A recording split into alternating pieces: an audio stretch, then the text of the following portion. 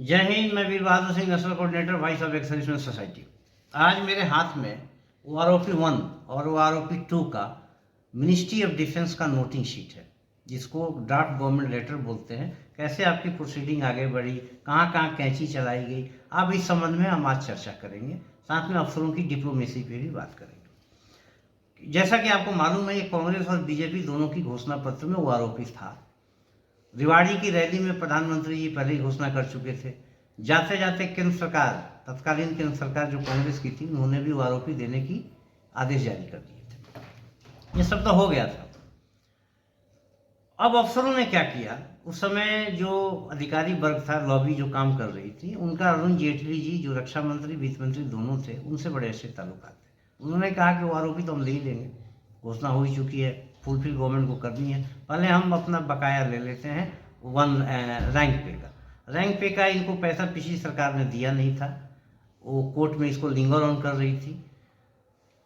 इनके प्रयास से, इनकी लॉबिंग से, अधिकारी वर्ग की लॉबिंग से इनको 1500 करोड़ रुपया मिल गया। जब 1500 करोड़ रुपया मिल गया, वो रिलीज हो गया, तब ये लोग OROP की मांग करने लगे।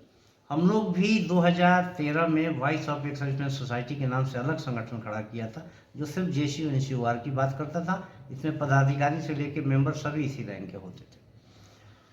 वार्ता हम लोग भी आंदोलन कर रहे थे, वार्ताओं में जा रहे थे। इनकी वार्ताओं में, इनकी जो वार्ता थी, उसमें OROP कम NFU पे ज़्यादा जोर दे रहे थे। उनको मालूम था कि वो OROP तो ले लेंगे, NFU की भी बात भी कर ले। गवर्नमेंट इनको डिप्लोमेसी को समझ गई थी।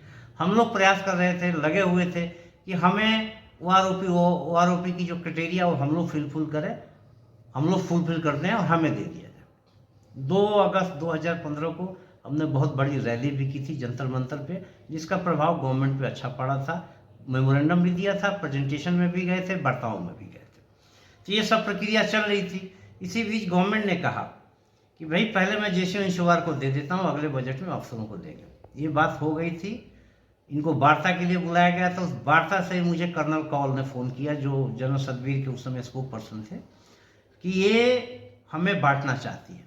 भाई वीर बहादुर सिंह ये बांटना चाहती है, हमें आप लोगों को पहले देना चाहती है, हमें बाद में देना चाहती है। मैंने कहा नहीं, सही कह रही है गवर्नमेंट, पहले उनको जो मिलता है पहले ले लेने दो, बाद में आपको अलग अलग अगले बजट में मिल जाएगा, जैसे सरकार की मंशा थी। लेकिन वो माने नहीं। उन्होंने कहा नहीं, हम तो आंदोलन करेंगे, हम धरने पे बैठेंगे, आप आ जाओ। मैंने, हमें क्या जरूरत है, हमें दे रही, हम ले लेंगे। तो उस समय ऑर्डर कोई इशू नहीं हो पाया और ये धरने पे बैठ गए। जब ये धरने पे बैठ गए तो मजबूरी में हम लोगों को भी इनके बगल में धरने पे बैठना पड़ा। इनका मैनेजमेंट जो था, या कहिए कि JCO NCOR को गुमराह करने की क्षमता ज़्यादा थी, ये उसमें सफल रहे। अपने में भीड़ कंपैरेटिवली ज़्यादा जुटा पाए और एक स्टेक होल्डर, मुख्य स्टेक होल्डर बन के उभरे।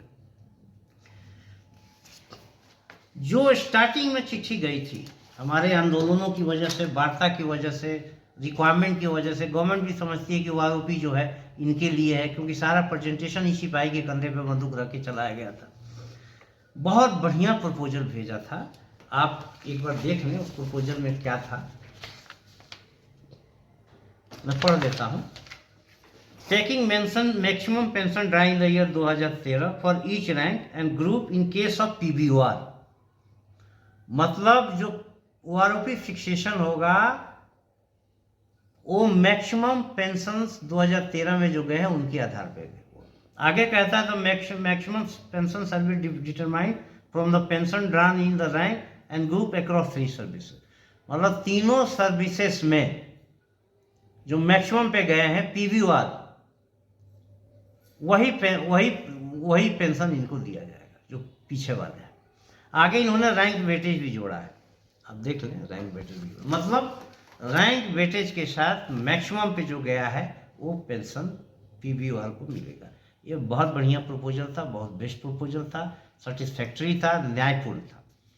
लेकिन जब ये मिनिस्ट्री ऑफ फाइनेंस में गया तो फाइनेंस ने इसको रिटर्न कर दिया। ये देखिए जो उनकी कमेंट्स है मिनिस्ट्री ऑफ फाइनेंस की, वो भी इसमें दिया हुआ है, मैंने सर्कुलेट भी किया है। उन्होंने कहा इससे तो बजट बहुत बढ़ जाएगा, काफ़ी पैसे लग जाएंगे, ये फिजिबल नहीं है, आप फ्रेश प्रपोजल भेजिए। इस प्रपोजल में एक और कोर्ट का ऑर्डर का हवाला दिया गया था, दो कोर्टों के, SPS Bains versus Union of India court का हवाला था। उसमें यह कहा गया था कि जो प्रिंसिपल सुप्रीम कोर्ट ने स्थापित किया है, उसको भी समाहित करते हुए हमने ये प्रपोजल भेजा था। मतलब ये प्रपोजल अगर मान लिया जाता तो 2014 में भी हमारी पेंशन बढ़ती, जो मिली उससे ज़्यादा मिलती, मल्टीप्लाई 2.57 से 7 CPC में होता तो भी बढ़ती और बाद में भी बढ़ता, मतलब हमें इससे न्याय मिलता। लेकिन ये बाद में प्रधानमंत्री जी ने कहा था कि भाई आप स्टेक होल्डरों से बात करिए, इसको जल्दी फाइनलाइज करिए, क्योंकि हम 15 अगस्त 2015 को इसको लाल किला से घोषणा करना चाहते हैं। ये नोटिंग का हिस्सा है, आप देख लें। प्रधानमंत्री जी के दबाव के बाद जो वार्ता स्टार्ट हुई, निगोशिएशन हुआ, मैं भी निगोशिएशन में गया था, मैंने अपनी बात रखी, जोरदारी से रखी, ढंग से रखी। लेकिन सब आपको मालूम है कि उस समय आंदोलन के जो मुख्य नेतृत्वकर्ता थे, हमारा तो जेसीयू वर्ग अलग टेंट लगा हुआ था, वहाँ भीड़ कम थी, अधिकारी वर्ग के पीछे सारे जेसीयू इंश्योर लगे हुए थे, जनरल सतबीर के पीछे पड़े हुए थे। तो मुख्य स्टेक होल्डर वही था, वो था जनरल कल्याण था, इनकी बात सुनी जाती थी, क्योंकि गवर्नमेंट को मालूम था कि इनके पीछे भीड़ है, उस बात को सुनी जाती है। तो इन्होंने पहला क्या क्या कट किया वो मैं आपको बता देता हूँ। पहले कैंची चलाई कि मिनिमम और मैक्सिमम के बजाय एवरेज कराया। भाई उनका अफसरों का तो पहले से एवरेज होता था, पहले ही प्रक्रिया थी, हमारी तो मैक्सिमम थी। मैक्सिमम पे विथ रैंक वेटेज होती थी फिक्सेशन, वो कट कराया, रैंक वेटेज को उड़वाया। दूसरा जो उड़वाया उन्होंने, वो ये उड़वाया कि जो भी आउट ऑफ टर्न प्रमोशन है, कोर्ट ऑर्डर से है, डायरेक्ट एंट्री हैं, एक्स्ट्रा इंक्रीमेंट मिला हुआ है, उनका आंकड़ा जो है उसको काउंट नहीं किया जाएगा फॉर फिक्सेशन एवरेज, मतलब उसको मैक्सिमम में काउंट नहीं किया जाएगा। वहाँ भी कैंची हमारे पे ही चलेगी, क्योंकि डायरेक्ट एंट्री हौलदार है या डायरेक्ट एंट्री जेसीयू है, वो अगर ऊपर गया जाएगा, उसको आप लोगे, उसको आप शामिल करोगे तो नेचुरली हमारी पेंशन बढ़ी जाएगी। इसलिए वहाँ कट की कैंची लगाई गई बजट कम करने के लिए। दूसरा कहा गया कि लाइव डाटा लिया जाएगा, और लाइव डाटा नहीं लिया, लाइव डाटा अगर नहीं मिलता है तो जो पीछे वाला पेंशन है वही आगे वाले को दिया जाए। इसका मतलब क्या है, मैं समझा देता हूँ कि जो मान लो कोई 17 साल का हवलदार है, कोई 15 साल का हवलदार है, 15 साल वाला लाइव डाटा है, 17 साल वाला नहीं है, तो 15 साल वाला भी डाटा जो है वो 17 साल वाले को दी जाएगा। या मान लो उसमें किसी का नहीं है, 15 से 17 के बीच नहीं है, और 17 पे कोई नायक गया है, तो नायक का जो है उससे कम नहीं होगा, उसको प्रोटेक्ट किया जाएगा। इसमें ये नहीं कहा कि कोई 15 का डाटा है, कोई 20 में गया है, तो ईयरली 3% इंक्रीमेंट लगा के 17 पे फिक्सेशन हो। यहाँ भी कैंची चलाई गई। हाँ, एक जगह जरूर है कि अगर मैक्सिमम से लेके आओगे नीचे तो 3% के हिसाब से कम हो जाएगा, लेकिन नीचे से ऊपर ले जाओगे तो 3% नहीं देंगे। ये भी कैंची हमारे अधिकार पे किया गया बजट कम करने के लिए। एमएससीपी को सब्सटेंटिव रैंक में नहीं गिना। क्या हुआ है कि the personnel retiring with higher grade pay due to financial upgradation shall be considered with higher rank for determining revised pension। इसका मतलब ये हुआ कि कोई सिपाही है लेकिन उसको फाइनेंशियल अपग्रेडेशन एमएससीपी हवलदार का मिल रहा है, तो उसकी जो पेंशन है हवलदार में काउंट होगी, मतलब उसके जो आंकड़े हैं हवलदार के पेंशन निर्धारित में दिया जाएगा, कम हो या ज़्यादा। तो ये सब करके हमारे फाइनेंशियल राइट्स को, या हमारे जो लीजिटिमेट फाइनेंशियल राइट थे उसको कम किया गया, हमें सप्रेस्ड किया गया, हमारे अधिकारों में कटौती की गई किसी एक वर्ग को खुश करने के लिए। अब मैं आता हूँ आरओपी 2 के रिवीजन के समय। इसमें एक चीज़ और देख लूँ, एक चीज़ और बता दूँ कि ये है लाइव डाटा। ये लाइव डाटा है, आप देख सकते हैं।